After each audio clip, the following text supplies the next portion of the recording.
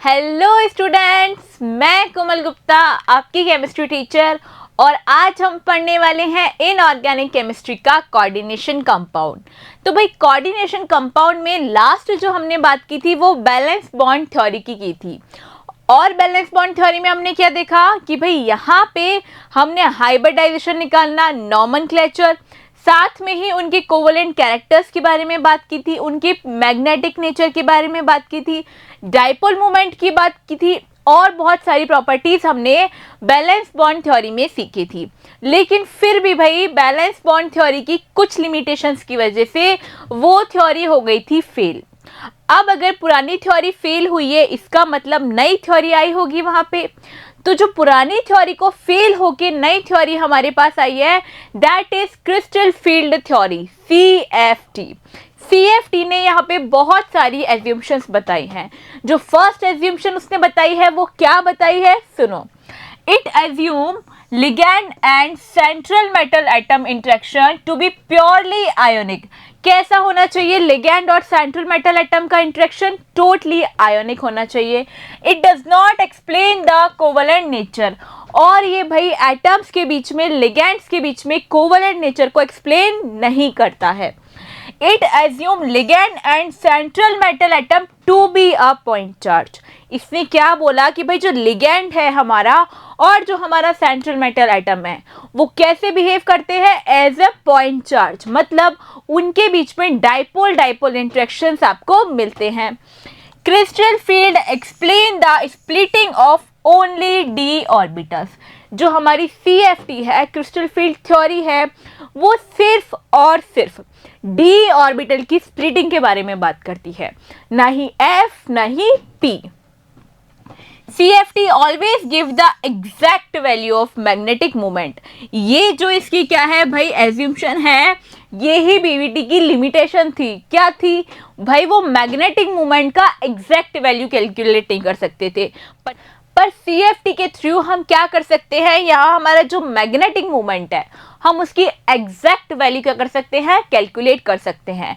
तो ये क्या है भाई? ये CFT के एज्यूम्शंस हैं। और एज्यूम्शंस क्या है? CFT always give the exact value of magnetic moment. CFT जो है हमेशा मैग्नेटिक मोमेंट की एग्जैक्ट वैल्यू जो है देती है। It does not give the information about hybridization. CFT hybridization के बारे में इंफॉर्मेशन नहीं देती, जबकि BVT में हमने हाइब्रिडाइजेशन के बारे में, उसके एटम्स के स्पैटियल अरेंजमेंट के बारे में अच्छे से बात की थी। तो ये जो सारी हमारी एज्यूम्शंस हैं ये किसकी हैं भाई? ये क्रिस्टल फील्ड थ्योरी की हैं। अब आगे इंपॉर्टेंट चीज जो इस थ्योरी में पढ़नी है वो पढ़नी है भाई, जो हमारे डी ऑर्बिटल्स होते हैं, डी एलिमेंट्स होते हैं, डी जितना भी है इसके हमारे पास 5 ऑर्बिटल्स होते हैं, इनके बारे में हम पढ़ने वाले हैं। इनके साथ साथ हम कुछ ज्योमेट्री को भी डिस्कस करेंगे। ज्योमेट्री को डिस्कस क्यों करेंगे? क्योंकि जो डी ऑर्बिटल आएगा, डी ऑर्बिटल की वजह से बहुत सारी अलग अलग ज्योमेट्रीज बनती है। जैसे कि ये कौन सी है भाई? ये मेरे पास जो ज्योमेट्री है हेक्सागोनल, और या मैं इसको बोल दूं भाई ऑक्टाहेड्रल ज्योमेट्री जो यहाँ पे प्रेजेंट है।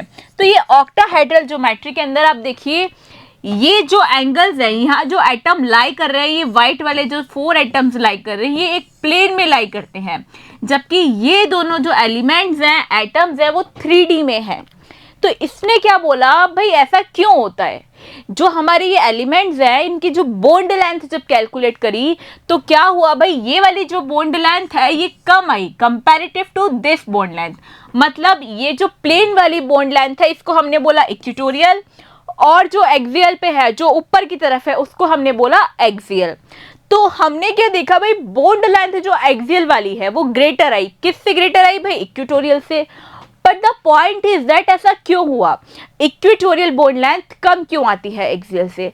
तो इसके पीछे हमें पता चला कि भाई यहाँ जो डी ऑर्बिटल्स के ये जो 5 हमारे पास ऑर्बिट्स होते हैं ये डिजनरेट ऑर्बिटल्स होते हैं। इनके अंदर जो हमारे डी ऑर्बिटल्स की मिक्सिंग होती है वो अलग अलग तरीके के डी के यहाँ पे मिक्स होते हैं।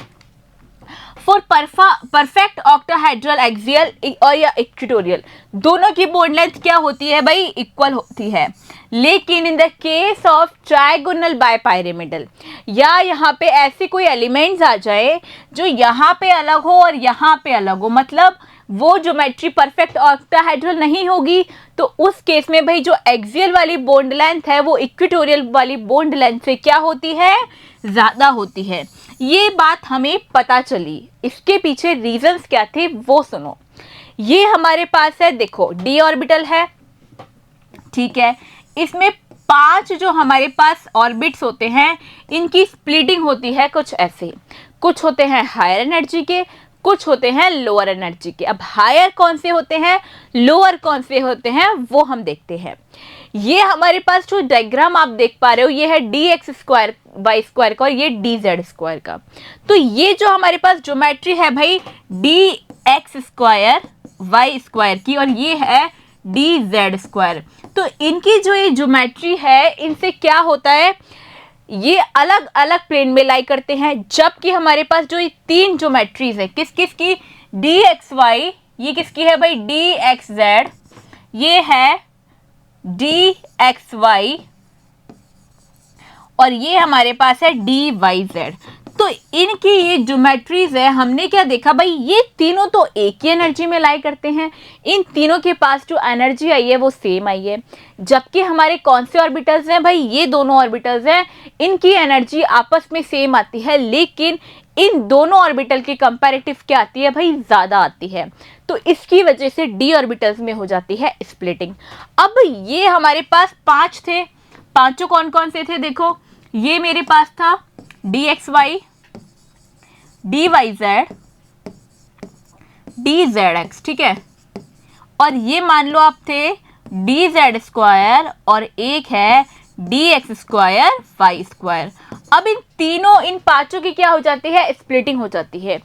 जब इनकी स्प्लिटिंग होती है तो स्प्लिट कुछ इस फॉर्म में होते हैं, कैसे भाई d x y, y z और जेड एक्स, ये तीनों आ जाते हैं नीचे क्योंकि ये लोअर एनर्जी के ऑर्बिटल्स होते हैं, और जो हायर एनर्जी के ऑर्बिटल्स होते हैं वो चले जाते हैं ऊपर।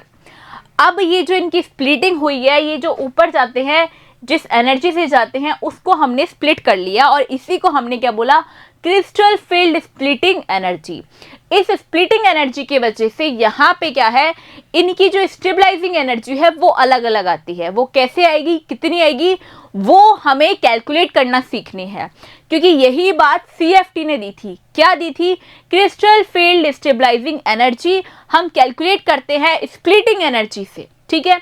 अब ये जो 3 ऑर्बिटल्स है और यहाँ पे जो इनकी एनर्जी लाई करती है इसको हम बोलते हैं बेरी सेंटर। क्या बोलते हैं, बेरी सेंटर। यहाँ पे होती है भाई 0 एनर्जी इस बेरी सेंटर पे। अब क्योंकि देखो ये 3 है लो एनर्जी के हैं, ये है हाई एनर्जी के, तो लो एनर्जी के पास होता है नेगेटिव चार्ज, हाई एनर्जी के पास होता है पॉजिटिव चार्ज। अब क्योंकि इनकी एनर्जी क्या है, 0 है, इसका मतलब ये कितने में डिवाइड हुए भाई, यहाँ पे 3 डिवाइड हुए हैं 2/5 में और ये 2 डिवाइड हुए हैं 3/5 में। ऐसे इनकी जो एनर्जी है, ये जो हमारे ऑर्बिटल्स हैं ये हो चुके हैं स्प्लिट। अब स्प्लिटिंग से क्या इफेक्ट हुआ, हमारी ज्योमेट्री पे या हमारी स्टेबलाइजिंग एनर्जी कैसे इफेक्ट होती है, वो इफेक्ट होगी इनकी ऑर्बिटल्स की इलेक्ट्रॉन फिलिंग से। इलेक्ट्रॉन फिलिंग से क्या होगा भाई, जैसे मान लो पहले हम बात करने वाले हैं ऑक्टाहेड्रल कॉम्प्लेक्सेस के अंदर, देन हम बात करेंगे टेट्राहेड्रल कॉम्प्लेक्सेस के अंदर। ऑक्टाहेड्रल में भी 2 टाइप्स हमारे पास आएंगे, कौन कौन से, एक आएगा स्ट्रॉन्ग फील्ड लिगेंड, एक हम बात करेंगे वीक फील्ड लिगेंड की। तो सबसे सिंपल जो यहाँ पे बात हम करने वाले हैं वो करने वाले हैं ऑक्टाहेड्रल कॉम्प्लेक्सेस के वीक फील्ड लिगेंड के साथ। वीक फील्ड लिगेंड वाली जो बात है, ये बात सिंपल क्यों है, क्योंकि यहाँ पे भाई हम हुन्स रूल को फॉलो करते हुए चलेंगे। कौन से रूल को, हुन्स रूल को। हुन्स ने क्या बोला था भाई, हुन्स ने एक बात कही थी कि जैसे मान लो आपके पास 4 इलेक्ट्रॉन्स हैं, अगर 4 इलेक्ट्रॉन्स आपको किसी भी ऑर्बिटल के अंदर फिल करने हैं तो आप इलेक्ट्रॉन्स की फिलिंग ऐसे नहीं कर सकते। आपको इलेक्ट्रॉन की फिलिंग कैसे करनी है भाई, पहले आपको चारों इलेक्ट्रॉन इस फॉर्म में डालने हैं 1 2 3 और 4। उसके बाद अगर आपको ज़रूरत है तो 5 और 6 पे जाके रिपीटेशन होगा और उसका जो स्प्लिट है, स्पिन है, वो नेगेटिव हो जाएगा। लेकिन पहले आपको स्पिन एक सेम स्पिन में इक्वल भरने हैं, मतलब 1 बाय 1 भरने हैं। तो ये हुंस ने बात कही थी, लेकिन ये बात सिर्फ वीक फील्ड लिगेंड्स के लिए एप्लीकेबल है या फिर हमारे हाई स्पिन कॉम्प्लेक्स जो हैं उनके लिए ये बात जो है एप्लीकेबल होती है। अब आगे बात सुनो, क्योंकि यहाँ पे जो है पेयरिंग एनर्जी और ऑक्टाहेड्रल में जो हम इलेक्ट्रॉन फिल करते हैं उनकी एनर्जी में एक डिफरेंस होता है। यहाँ पेयरिंग एनर्जी बहुत ज़्यादा होती है। अब पेयरिंग एनर्जी ज़्यादा है, हमारा लिगेंड है भाई वीक फील्ड, तो पेयरिंग एनर्जी ज़्यादा है और वीक फील्ड लिगेंड है, तो क्या होगा, यहाँ हमारा ऑलरेडी जो ऑर्बिट है वो स्प्लिट तो हो चुका है भाई, स्प्लिट हो चुका है। और अब मैं बोल रही हूँ भाई पेयरिंग एनर्जी ज़्यादा है, तो पेयरिंग एनर्जी अगर ज़्यादा है तो इलेक्ट्रॉन्स में क्या है, पेयरिंग नहीं हो पाएगी। कब तक नहीं हो पाएगी, जब तक दूसरा वाला ऑर्बिटल खाली बैठा है। मतलब मेरे को मान लो 2 इलेक्ट्रॉन्स फिल करने हैं, तो मैं अपने 2 इलेक्ट्रॉन्स कहाँ डालूंगी, पहले 1 इसमें और सेकंड इसमें। अगर मेरी पेयरिंग एनर्जी क्या होगी, कम होगी, तो भाई मैं यहाँ पे पेयर कर दूंगी पहले। लेकिन क्या है, पेयरिंग एनर्जी ज़्यादा है और मेरा लिगेंड भी कैसा है भाई, वीक फील्ड है। इसके लिए यहाँ पे हुंस रूल अपने आप ही फॉलो हो जाता है। अब इस हुंस रूल के हिसाब से हमारी जो CFSE है इसमें आता है ड्रेस्टिक चेंज। CFSE क्या होती है भाई, क्रिस्टल फील्ड स्प्लिटिंग एनर्जी। क्या होती है, क्रिस्टल फील्ड स्प्लिटिंग एनर्जी। तो ये CFSE जो है इसके अंदर ये चेंज आएगा इसकी वजह से। नीचे वाले में एनर्जी कितनी थी, 3/5 2/5, जिसे हमने सॉल्व किया तो क्या है 0.4, और एक नीचे है लोअर एनर्जी है तो भाई नेगेटिव है। अब यहाँ पे A क्या है, A हमारे उतने इलेक्ट्रॉन्स है जितने हम T2G में फिल करने वाले हैं। कैसे फिल करेंगे, जैसे एग्जाम्पल के लिए मान लो मेरे पास इलेक्ट्रॉनिक कॉन्फ़िगरेशन है D1 D2 D3 D4, ठीक है, इन चारों में बात करते हैं। अब एक बात याद रखनी है, पेयरिंग एनर्जी जो है ज़्यादा है किससे, हमारी इलेक्ट्रॉन फिलिंग ऑक्टाहेड्रल एनर्जी से। तो पेयरिंग तो यहाँ नहीं होगी, तो मैं D1 भर दूँ, D1 ऐसे भर दूंगी। D2 भरना है, पेयरिंग नहीं होगी क्योंकि पेयरिंग एनर्जी क्या है, ज़्यादा है। और वैसे भी भाई पेयरिंग जो है D4 से स्टार्ट होती है, पहले 1 2 3 एंड फिर 4th में जाके रिपीटेशन होता है, क्योंकि एनर्जी यहाँ से जंप नहीं कर पाती, यहीं इलेक्ट्रॉन फिल होते रहते हैं, ठीक है। तो 1 2 3, अब पेयरिंग एनर्जी ज़्यादा है तो पेयरिंग नहीं होगी, तो जो D4 वाला इलेक्ट्रॉन आएगा वो हम यहाँ फिल करेंगे। फिर D5, अब 6th इलेक्ट्रॉन को भरने के लिए जगह हमारे पास खाली नहीं है, तो वो पेयरिंग तो अपने आप ही हो जाएगी। D6 D7 D8 D9 और D10। ऐसे हम कब इलेक्ट्रॉन्स को फिल करेंगे, जब हमारा कॉम्प्लेक्स कैसा होगा, ऑक्टाहेड्रल, लिगैंड कैसा होगा, वीक फील्ड या फिर हाई स्पिन कॉम्प्लेक्स होगा तब। तो हम एक चार्ट बनाते हैं सारे इलेक्ट्रॉन्स की फिलिंग के लिए और एक एक इलेक्ट्रॉन का CFSE कैलकुलेट करके उसकी वैल्यू लिखेंगे, ठीक है। चलो D1 के अंदर चेक करते हैं भाई। देखो D1 के अंदर इसको हमने बोला T2G और ये है हमारा EG, ठीक है। यहाँ पे हमारा पेयरिंग एनर्जी वाला बैरी सेंटर है, मतलब ये वाला जो एनर्जी, मैंने इसको ऐसे लिख दिया हॉरिजॉन्टल वे में, ठीक है। तो फर्स्ट इलेक्ट्रॉन भाई हम D1 वाला भरेंगे T2G के अंदर। T2G के अंदर कितना इलेक्ट्रॉन आएगा भाई, 1 इलेक्ट्रॉन आने वाला है। ये आ गया हमारा 1 इलेक्ट्रॉन। अब ये जो 1 इलेक्ट्रॉन आया है किस में किया है, हमने D1 में फिल किया है, T2G में फिल किया है। EG में कितने इलेक्ट्रॉन है भाई, EG में है 0 इलेक्ट्रॉन। जब हम D2 में जाएंगे तो इलेक्ट्रॉन हमने यहाँ फिल किया कर दिया भाई, ये हो गया D2 वाला। EG में कितने हैं, 0 इलेक्ट्रॉन है, ठीक है। तो यहाँ कितने इलेक्ट्रॉन हो गए भाई, 2 इलेक्ट्रॉन्स हो गए। अब नेक्स्ट इलेक्ट्रॉन हमें भरना है, 3rd इलेक्ट्रॉन हम यहाँ भर देंगे, बिल्कुल भर देंगे। ये हो गए EG में 0 इलेक्ट्रॉन्स, यहाँ तक कोई प्रॉब्लम नहीं।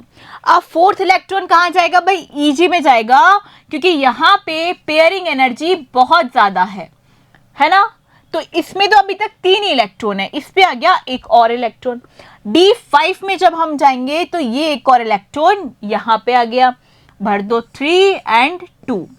अब रिपीटिंग होगा यहाँ पे इलेक्ट्रॉन का, 6 इलेक्ट्रॉन यहाँ पे आएगा, तो 3 के बाद हो गया 4 और यहाँ पे रहेंगे भाई 2 इलेक्ट्रॉन। 5th इलेक्ट्रॉन मतलब D7 के अंदर इलेक्ट्रॉन इसमें आएगा, मतलब यहाँ हो गए 5 इलेक्ट्रॉन और यहाँ पे है 2 इलेक्ट्रॉन्स। D8 में आएगा 6 इलेक्ट्रॉन और यहाँ पे है 2 इलेक्ट्रॉन्स। अब जो D9 है उसका इलेक्ट्रॉन आएगा यहाँ पे, मतलब T2G के तो हो गए सारे 6 इलेक्ट्रॉन कंप्लीट। अब EG में आएगा 3rd और 4th इलेक्ट्रॉन। ये हमने सीख लिया वीक फील्ड लिगेंड के केस में ऑक्टाहेड्रल अगर हमारे पास कॉम्प्लेक्स है तो हम T2G और EG में इलेक्ट्रॉन कैसे फिल करेंगे। अब मैम T2G और EG में इलेक्ट्रॉन फिलिंग की जरूरत क्यों पड़ रही है हमें? मैंने आपको बोला भाई यहाँ से हम कैलकुलेट करने वाले हैं क्रिस्टल फील्ड स्प्लिटिंग एनर्जी। तो ये क्रिस्टल फील्ड स्प्लिटिंग एनर्जी कैसे कैलकुलेट करेंगे अब हम वो सीखते हैं। तो देखो, सबसे पहले मैंने आपको CFSE के लिए एक फॉर्मूला बताया, क्या था भाई, -0.4 T2G मल्टीप्लाई T2G के इलेक्ट्रॉन मल्टीप्लाई 0.6, ये हो जाएंगे यहाँ पे प्लस 0.6 मल्टीप्लाई में आएंगे EG के इलेक्ट्रॉन। तो देखो पहले 0.4 मल्टीप्लाई T2G में कितने इलेक्ट्रॉन है भाई, 1 इलेक्ट्रॉन है। तो D1 के लिए यहाँ पे अगर हम क्या कैलकुलेट करेंगे, इसकी CFSE कैलकुलेट करके इनका चार्ट बनाते हैं तब देखते हैं क्या आता है। तो भाई यहाँ मैंने लिखा 1 -0.4 मल्टीप्लाई बाय 1, क्योंकि ये EG में इलेक्ट्रॉन कितने हैं 0, तो ये पूरी टर्म तो हो जाएगी भाई 0। तो यहाँ पे क्या आएगा -0.4। देखो यहाँ तक EG में इलेक्ट्रॉन 0 है, मतलब EG 3 इलेक्ट्रॉन तक तो ये पूरी वैल्यू क्या रहेगी भाई 0 रहेगी। अब देखो 2 इलेक्ट्रॉन्स जाएंगे D2 पे, कितना आ जाएगा -0.8। 3 इलेक्ट्रॉन जाएंगे तो 3 से मल्टीप्लाई कर देंगे 0.4 को, कितना आएगा -1.2। इतनी बात ठीक है, आगे चले। चलो ये हो गया -1.2, अब ये कांस्टेंट रहेगा। प्लस क्या करना है, 4th इलेक्ट्रॉन EG में जाएगा, प्लस 0.6 मल्टीप्लाई 1, कितना आएगा भाई -0.6। अब D5 में जाएंगे, ये हो गया 0.6 मल्टीप्लाई 2, मतलब ये एनर्जी हमारी आ गई 0। देखो D5 पे एनर्जी क्या आई है 0।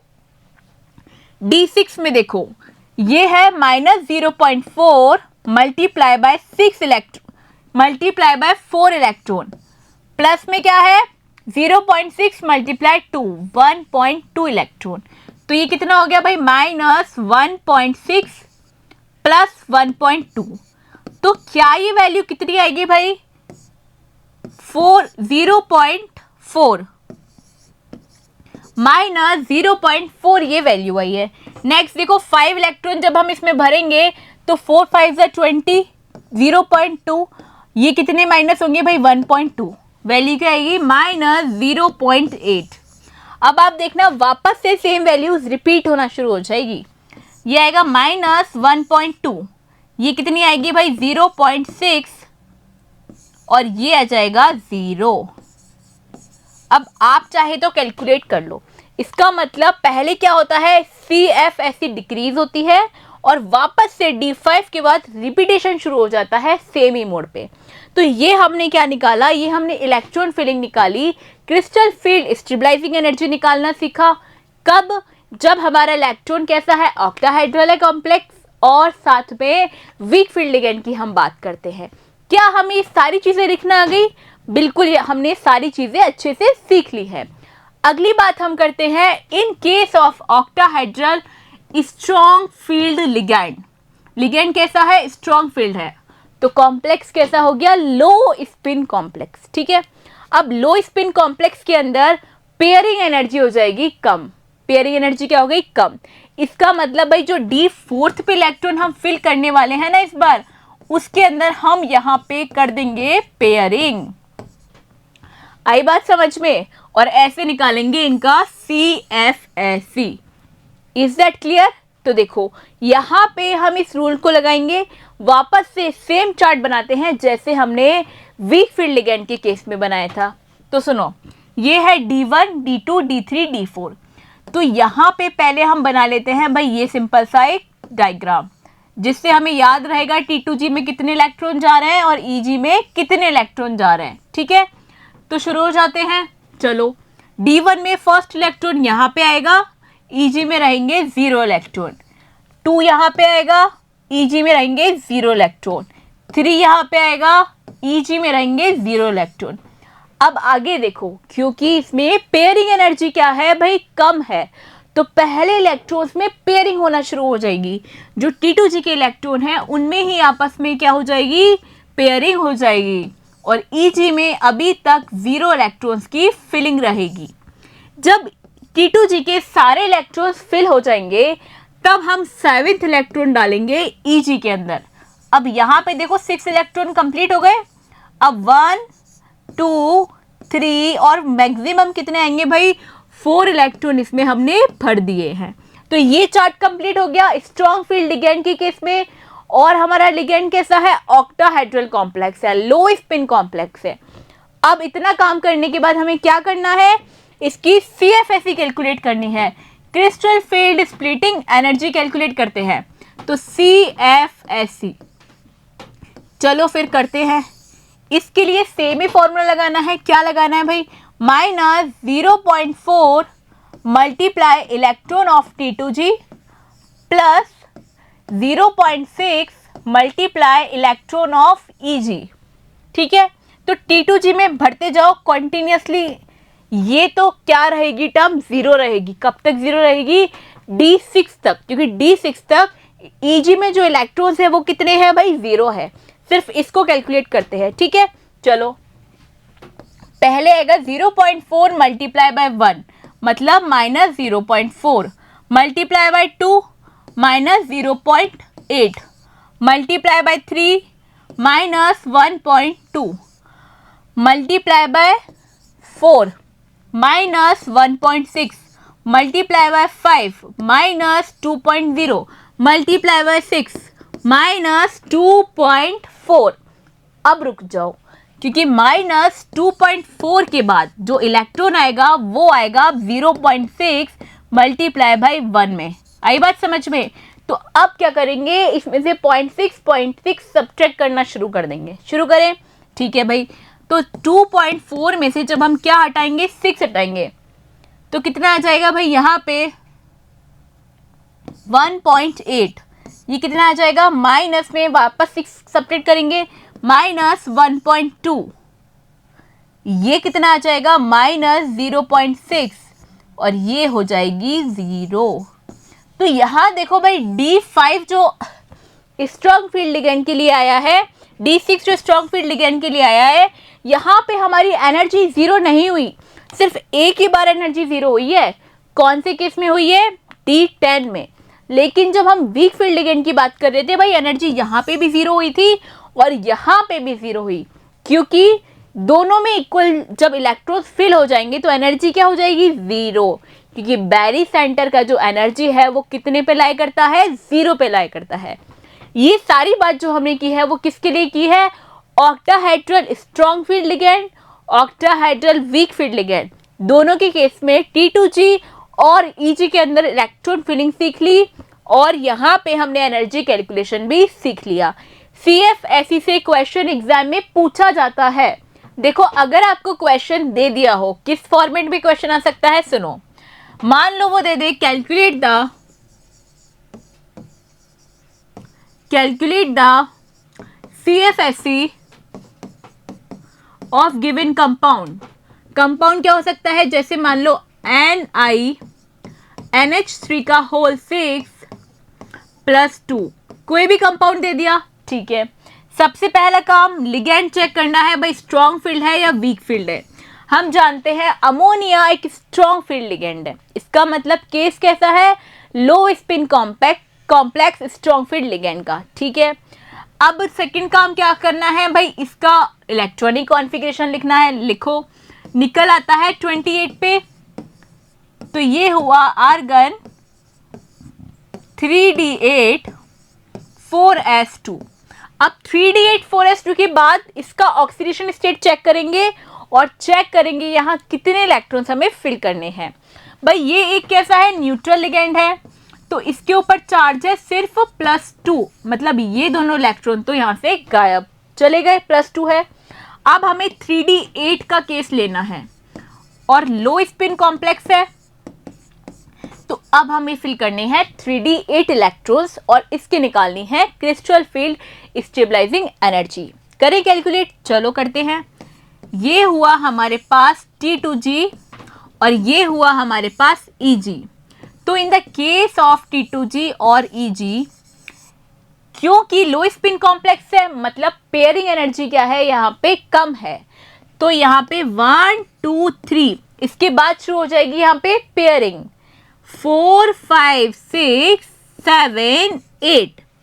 ये हमने इलेक्ट्रॉन्स फिल कर लिए। अब नेक्स्ट काम क्या है, क्रिस्टल फील्ड स्प्लिटिंग एनर्जी।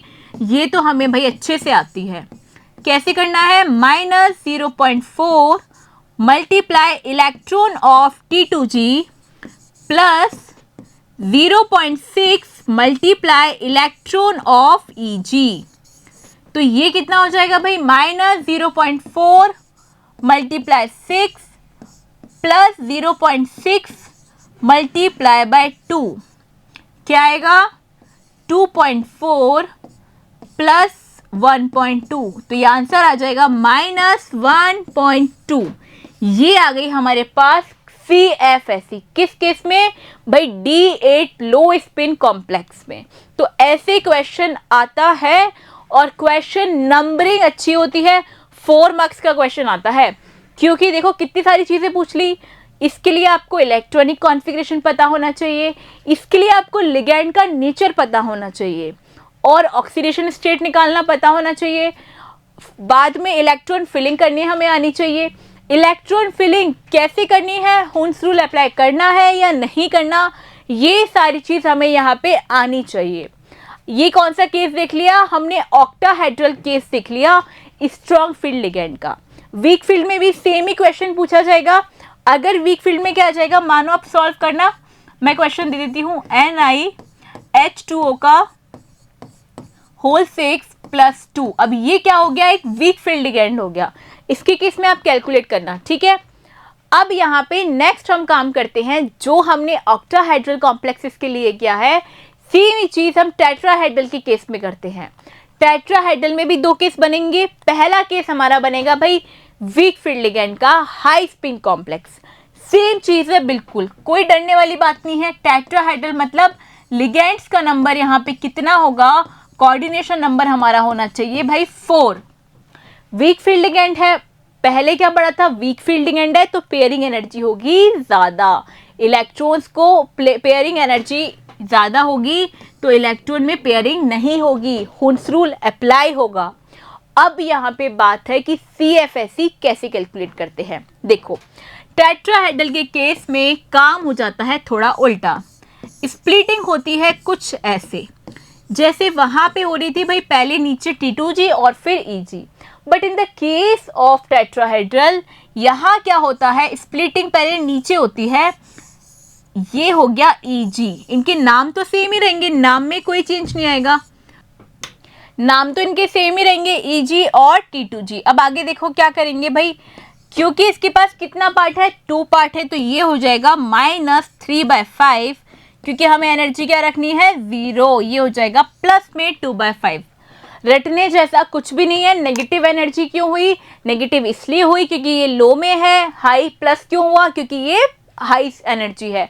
और दूसरी चीज सुनो, क्योंकि बैरी सेंटर पे होता है 0, इसीलिए टोटल एनर्जी हमारी होनी चाहिए 0। अब ये काम बहुत आसान है, जैसे हम कर रहे थे। अब यहाँ Eg की वैल्यू कैसे कैलकुलेट करेंगे, देखो 0 -0.6 टेट्राहेड्रल मल्टीप्लाई, ये क्या है यहाँ पे इलेक्ट्रॉन्स जितने हमने Eg में भरे हैं, प्लस में क्या हो जाएगा B 0.4 मल्टीप्लाई एनर्जी कितनी, इलेक्ट्रॉन्स किसके, जितने हमने T2G में फिल करे हैं। इसको ना चार्ट से करते हैं, जैसे हमने पहले किया था, टेबल बनाएंगे, इजी होता है सॉल्व करना। तो देखो पहले यहाँ पे Eg में इलेक्ट्रॉन फिल करने हैं, फिर T2G में करने हैं, अब क्योंकि हम बात किसकी कर रहे हैं भाई, यहाँ पे हाई स्पिन कॉम्प्लेक्स, तो जो काम हमने कहाँ पे किया था भाई, ऑक्टाहेड्रल के केस में किया था, वैसे ही अब टेट्राहेड्रल में हम क्या बनाएंगे, इसका एक चार्ट बनाएंगे, सारे इलेक्ट्रॉन्स की फिलिंग यहाँ पे करेंगे। तो शुरू करें वापस से सेम चार्ट बनाना। ठीक है भाई, D1 से D10 तक बना रहे हैं। तो फर्स्ट इलेक्ट्रॉन जो हम डालने वाले हैं वो इस बार Eg में डालेंगे, फिर यहाँ पे आ जाएगी हमारी बैरी सेंटर, फिर इलेक्ट्रॉन्स डालेंगे हम T2G में। अब क्योंकि इस बार केस कौन सा है भाई, ये लो हाई स्पिन का है, तो हाई स्पिन में पेयरिंग एनर्जी क्या है, ज़्यादा है। तो पेयरिंग एनर्जी ज़्यादा है तो क्या होगा, इलेक्ट्रॉन में पेयरिंग नहीं होगी, इलेक्ट्रॉन हुंस रूल के हिसाब से हम यहाँ पे फिल करेंगे। तो फर्स्ट इलेक्ट्रॉन आएगा Eg में, सेकेंड आएगा Eg में, थर्ड आएगा T2G में। तो करें इनको फिल, चलो शुरू हो जाते हैं। Eg में आएगा 1 इलेक्ट्रॉन, सेकेंड भी Eg में आएगा, यहाँ पे 0 और यहाँ भी 0। अब यहाँ पे 2 इलेक्ट्रॉन के बाद थर्ड इलेक्ट्रॉन आएगा T2G में, फोर्थ इलेक्ट्रॉन भी कहाँ आएगा, T2G में, फिफ्थ इलेक्ट्रॉन भी कहाँ आएगा भाई, T2G में आएगा, सिक्स्थ इलेक्ट्रॉन अब आ जाएगा Eg में, क्योंकि अब तो पेयरिंग करनी ही पड़ेगी।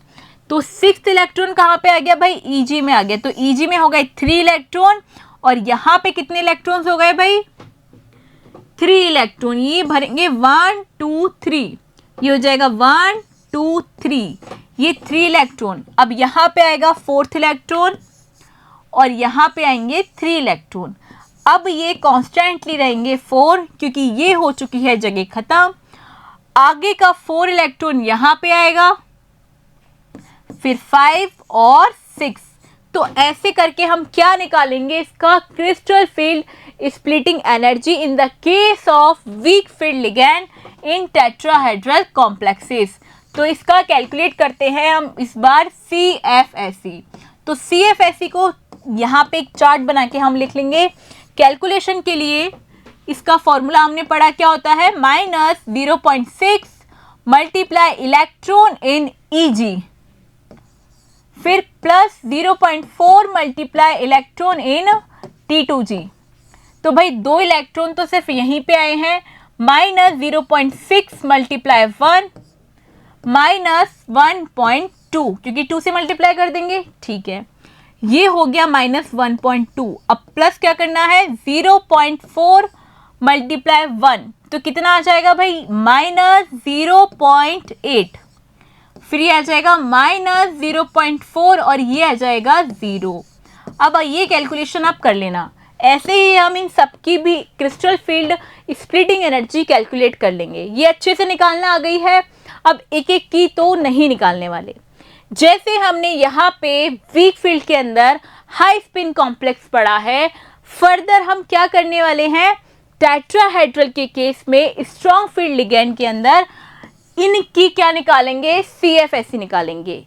यहाँ क्या इंपॉर्टेंट चीज़ है भाई, पेयरिंग एनर्जी जो है इस बार क्या है, लो है। तो पेयरिंग एनर्जी कम है, इसका मतलब हुंस रूल फॉलो नहीं होगा। Eg में 2 इलेक्ट्रॉन के बाद थर्ड इलेक्ट्रॉन भी कहाँ जाएगा, Eg के अंदर जाएगा। चार्ट बना लेते हैं, बहुत सिंपल काम है। पहले इलेक्ट्रॉन जाएंगे भाई Eg में, फिर जाएंगे T2G में, फर्स्ट इलेक्ट्रॉन यहाँ पे, सेकंड भी यहाँ पे, थर्ड यहाँ पे और फोर्थ यहाँ पे। तो पहले तो हम ये काम करेंगे, 1 2 3 4, यहाँ होंगे 0 0 0 इलेक्ट्रॉन। अब यहाँ आएगा फिफ्थ इलेक्ट्रॉन, मतलब ये तो हो गई हमारी सारी जगह खत्म। अब यहाँ पे आएंगे 1 2 3 4 5 और ये आ जाएगा लास्ट वाला हमारा 6th इलेक्ट्रॉन। तो देखो कितने आराम से हम इलेक्ट्रॉन फिलिंग करना सीख गए in the case of strong field ligand low spin complex के केस में। ये काम हमारा हुआ खत्म। इसके बाद फिक्स है, क्या करना है भाई, यहाँ पे हमें CFSE कैलकुलेट करनी है। क्या करना है, CFSE कैलकुलेट करनी है। तो इसके लिए वापस से हम एक चार्ट बनाएंगे जिसमें हम CFSE को कैलकुलेट करेंगे। देखो, -0.6 multiply electron of Eg plus 0.4 multiply electron in T2G। तो यहाँ देखो -0.6 मल्टीप्लाई 1 इलेक्ट्रॉन 2, 3 एंड 4। सिंपल काम है, ठीक है। कितना हो जाएगा 0.6 -1.2 -1.8 और -2.4। अब इसके बाद देखो तुम्हें हर बार क्या करना है, 0.4 कम करना है, क्योंकि -2.4 से तुम्हें क्या सब्ट्रैक्ट करना है, +0.4 ऐड करना है। तो माइनस वाली वैल्यू बड़ी है, तो तुम्हें क्या करना पड़ेगा, हर बार 0.4 सब्ट्रैक्ट करना है। तो 0.4 सब्ट्रैक्ट करेंगे तो क्या आएगा, -2.0। फिर D6 के लिए क्या आएगा, -1.6। फिर क्या आएगा, -1.2, -0.8, -0.4 और ये हो जाएगी 0। अब कुछ नहीं करना आपको, -2.4 में हर एक बार ऐसे ऐड करना है, ठीक है। तो ये कैलकुलेशन तो आपको खुद से करनी पड़ेगी। 1 2 3 4 ये हो जाएगा 5th इलेक्ट्रॉन और ये हो जाएगा मेरे पास 6th इलेक्ट्रॉन, -2.4। अब देखो, in the case of strong field ligand in tetrahedral complexes, वापस से वैल्यू क्या आई है, 0 आई है। तो एक चीज कॉमन है, टेट्राहेड्रल और ऑक्टाहेड्रल दोनों ही कॉम्प्लेक्सेस में स्ट्रॉन्ग फील्ड लिगैंड के अंदर D10 में हर बार वैल्यू कितनी आई है, 0 आई है। क्या इतनी बात क्लियर है? ये काम हमने ऑक्टाहेड्रल और टेट्राहेड्रल में कर लिया। अब टेट्राहेड्रल का भी अपन क्या कर लेते हैं, एक एग्जाम्पल पढ़ लेते हैं। Calculate the CFSE in the following compound. कौन से कंपाउंड में करना है भाई, NiCO का होल 4 करें, ठीक है। पहला काम ये चेक करना है लिगेंड कैसा है, स्ट्रॉन्ग फील्ड या वीक फील्ड। लिगेंड हमारा है स्ट्रॉन्ग फील्ड लिगेंड। इस बार ना वीक फील्ड में कैलकुलेट कर लेते हैं, क्योंकि पहले जो क्वेश्चन किया था ऑक्टाहेड्रल में वो भी हमने स्ट्रॉन्ग फील्ड के साथ कर लिया। मैं तुम्हें क्वेश्चन नेक्स्ट दे देती हूँ, NiH2O का होल 4, इसको छोड़ो, ठीक है। तो यहाँ पे लिगेंड कैसा है भाई, वीक फील्ड लिगेंड है। इलेक्ट्रॉनिक कॉन्फ़िगरेशन लिखेंगे, ठीक है। निकल का एटॉमिक नंबर कितना होता है, 28। Argon 3D8 4s2। क्या कोई चार्ज है, ऑक्सीडेशन स्टेट कितना हुआ, 0 हुआ। करो फिर इलेक्ट्रॉन फिलिंग, 1 2 3। ये है हमारे D5 ऑर्बिटल, इसकी हो गई है भाई स्प्लिटिंग। क्योंकि टेट्राहेड्रल है तो नीचे Eg आएगा और ऊपर आएगा T2G। इलेक्ट्रॉन फिल करने हैं, कितने करने हैं, D में 8 और ये S वाले भी कहाँ पहुंच जाएंगे भाई, T2G के अंदर। तो 1 2 3 4 5, क्योंकि वीक फील्ड है तो पेयरिंग एनर्जी है ज़्यादा, तो पहले पेयरिंग एनर्जी नहीं होगी, ठीक है। तो D10 इलेक्ट्रॉन फिल करने हैं, तो D10 के अंदर तो भाई CFSE का चाहे कोई सा भी केस हो, चाहे कॉम्प्लेक्स ऑक्टाहेड्रल हो, चाहे टेट्राहेड्रल हो, चाहे लो स्पिन कॉम्प्लेक्स हो, चाहे हाई स्पिन कॉम्प्लेक्स हो, वैल्यू कितनी आने वाली है, 0 ही आएगी। आज हमने स्प्लिटिंग एनर्जी के बारे में बहुत सारा पढ़ा, पर थोड़ा सा और पढ़ना बाकी है। हम क्या करते हैं, ऑक्टाहेड्रल और टेट्राहेड्रल का अगर रिलेशन दे दिया, डायरेक्ट क्वेश्चन पूछा जाता है, तो इसके लिए हमें सिर्फ एक वैल्यू रखनी पड़ेगी, एक ऑलरेडी गिवन होगी। जैसे मान लो डेल्टा टी की वैल्यू क्या होती है, 4/9 टाइम्स ऑफ ऑक्टाहेड्रल कॉम्प्लेक्स के इक्वल इसकी CFSE होती है, एनर्जी होती है। अगर मैं आपको दे दूं टेट्राहेड्रल के लिए एनर्जी दे दूं, मान लो -0.4, तो क्या आप ऑक्टाहेड्रल के लिए कैलकुलेट कर सकते हैं? बिल्कुल मैम, बहुत सिंपल है। अपॉन 4/9 मल्टीप्लाई डेल्टा O, तो क्या आ जाएगा भाई, -0.4 मल्टीप्लाई बाय 9 अपॉन में 4, तो ये वैल्यू कितनी आ जाएगी, -0.9। तो भाई अगर रिलेशन हमें पता होगा तो क्वेश्चन करना बहुत इजी हो जाएगा। तो इसके लिए इसके रिलेशन से डायरेक्ट क्वेश्चन पूछा जाता है या फिर फॉर्मूला भी पूछ सकता है, क्योंकि पेपर है ऑब्जेक्टिव टाइप, तो ऑब्जेक्टिव में फॉर्मूला पूछेगा। तो फॉर्मूला क्या है, डेल्टा टी का रिलेशन क्या होता है, 4/9 टाइम्स ऑफ डेल्टा ओ। अब नेक्स्ट 3 चीजें इंपॉर्टेंट है, ऐसे फैक्टर्स जिन पे डेल्टा ओ की वैल्यू डिपेंड करती है। पहला है लिगेंड का नेचर ऑफ द लिगेंड। देखो, स्ट्रॉन्ग फील्ड और वीक फील्ड की वजह से हमें दो अलग अलग टेबल्स पढ़नी पड़ गई। तो स्ट्रॉन्ग फील्ड होगा तो कॉम्प्लेक्स कैसा है भाई, हायर। अगर वीक फील्ड है तो कॉम्प्लेक्स कैसा है, लोअर स्प्लिटिंग का। नेक्स्ट हम बात करते हैं नेचर ऑफ सेंट्रल मेटल का नेचर कैसा है, higher the oxidation state of metal higher is splitting. अगर हमारा ऑक्सीडेशन स्टेट कैसा है, हायर है, तो स्प्लिटिंग भी कैसी हो जाएगी भाई, उसकी ज़्यादा हो जाएगी। 3D 4D और 5D, इन तीनों के अंदर अगर हम क्या बात करें डिफ्यूजन की, कि कौन सा ज़्यादा डिफ्यूज होता है, मतलब सिमेट्रिकल कौन सा ज़्यादा होता है, तो पहले होता है 5D, फिर 4D और फिर 3D। ये बात हमने कब करी थी, जब हम डी ब्लॉक पढ़ रहे थे, तभी भी हमने सेम बात कर चुके हैं। Because 5D will be more diffused than 4D and 3D। ये सारी बात आज की क्लास में हमने पढ़ी है। आज की क्लास कौन सी थी भाई, क्रिस्टल फील्ड थ्योरी। तो क्रिस्टल फील्ड थ्योरी के अंदर इंपॉर्टेंट चीज क्या कैलकुलेट करना सीखा, क्रिस्टल फील्ड स्प्लिटिंग एनर्जी। और क्वेश्चन CFSE से ही पूछा जाता है, डायरेक्ट क्वेश्चन आता है, जैसे मैंने आपको करवाया। सिर्फ कॉम्प्लेक्स गिवन होगा क्वेश्चन में, कॉम्प्लेक्स से आपको क्या निकालना पड़ेगा, पूरा एग्जाम्पल पूरा आपको सॉल्व करना पड़ेगा, उसका इलेक्ट्रॉनिक कॉन्फ़िगरेशन, लिगैंड का नेचर, और बाद में आप उसकी CFSE कैलकुलेट कर पाओगे। इतना सारा काम आज क्लास में हमने सीखा, और अभी तक भाई कोऑर्डिनेशन कंपाउंड का 90% काम कंप्लीट हो चुका है, और लास्ट क्लास जो बची है वो बची है हमारी कोऑर्डिनेशन के आइसोमेरिज्म की, और वो बात हम नेक्स्ट क्लास में करेंगे। तब तक के लिए कोऑर्डिनेशन अच्छे से पढ़ते रहिए। शुक्रिया।